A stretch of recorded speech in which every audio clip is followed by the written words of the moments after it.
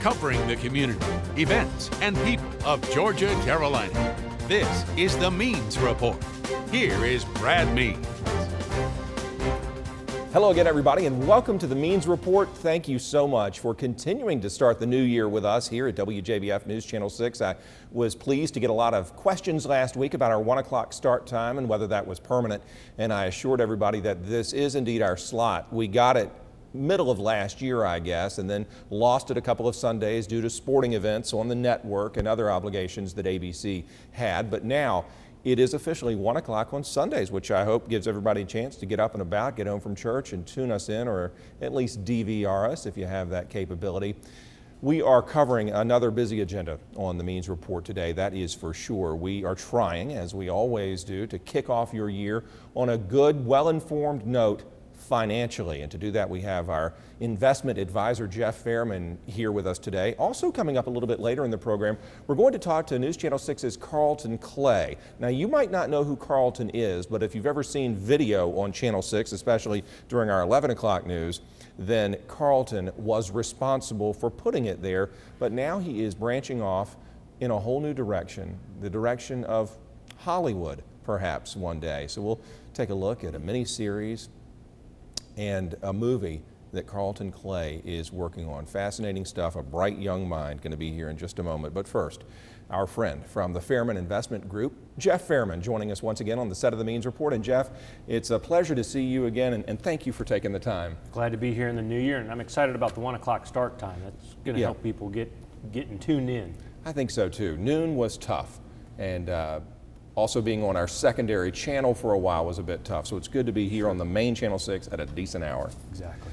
I want to ask you a couple of questions about the economy and about the financial picture, and I guess we should start with a balanced look, if you will, at what you expect for 2012, potential negatives and positives financially as we start the year. Absolutely. Well, let's start with some positives and then the negatives maybe. Bigger picture stuff. So our positives are similar to what we saw last year. Positives are companies are making record earnings, which should be leading to hiring. We'll talk a little bit more about that later.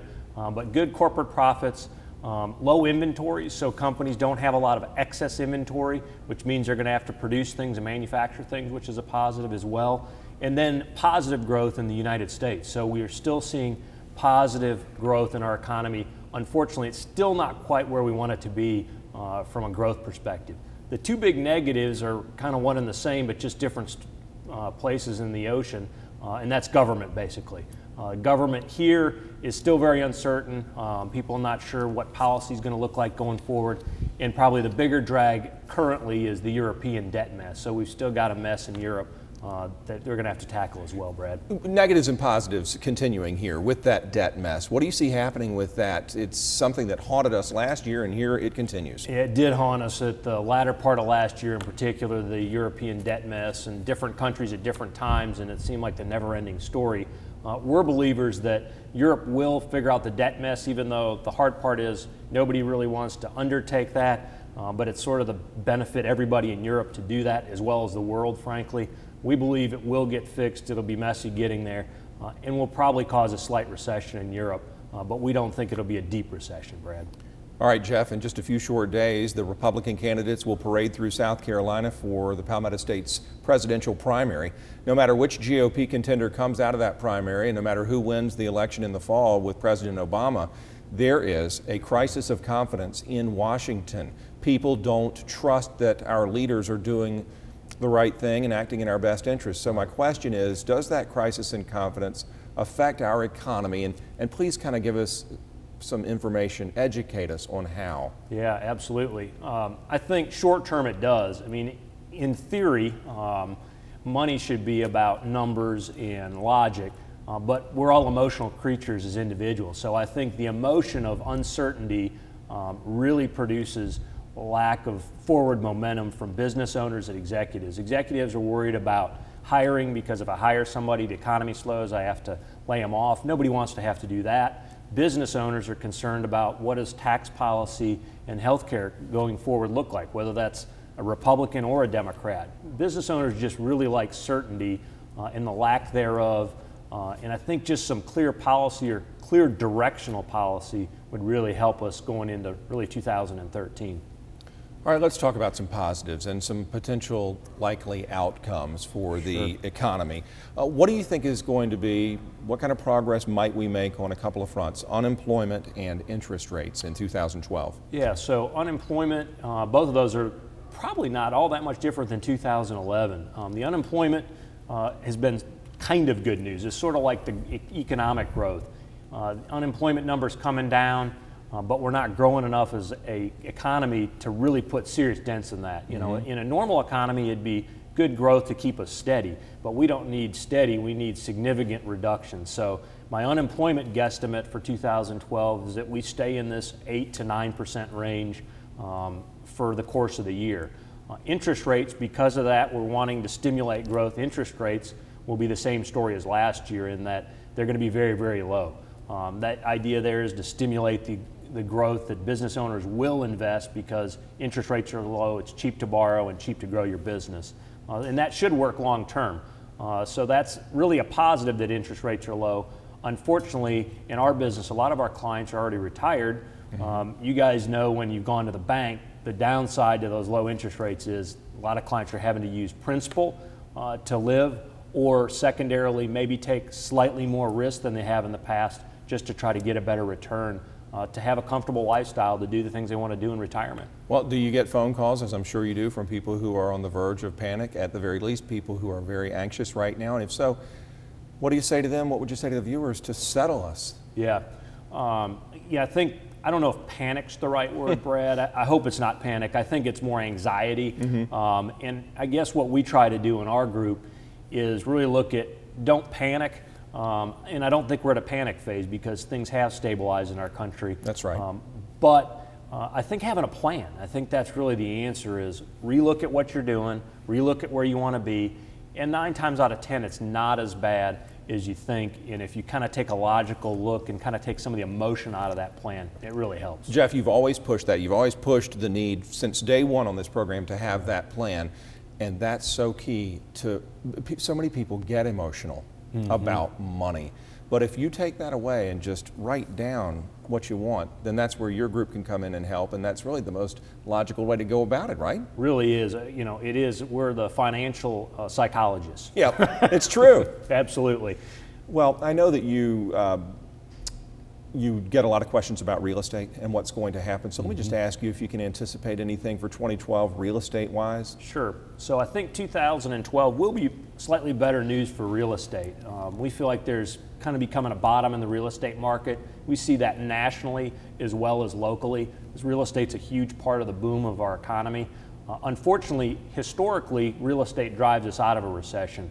That's not been the case this time because there's still a lot of real estate out there. So I think we're kind of leveling off with real estate, but I also think it's going to be a few years before we see any real price appreciation because you still have fairly high foreclosures, you still have a lot of extra inventory in the marketplace, and people aren't looking hard to buy because of the instability in employment and those other things going on out there, Brad. What about the crystal ball for the stock market, if you will? Any hope that it's going to just have a huge uptick, or even stability sounds great right now? Yeah, it does. And I would say for 2012, my thought would be is mostly stability. You're going to see 2 things, probably slow and steady growth. I don't think it's going to be a phenomenal year, but as you said, just slow and steady would be good. But I do think you're going to have some periods, especially when this European debt mess kind of rears its head every now and then, where you get some big fluctuations and big fluctuation days. You saw that last year, and I think that'll continue this year.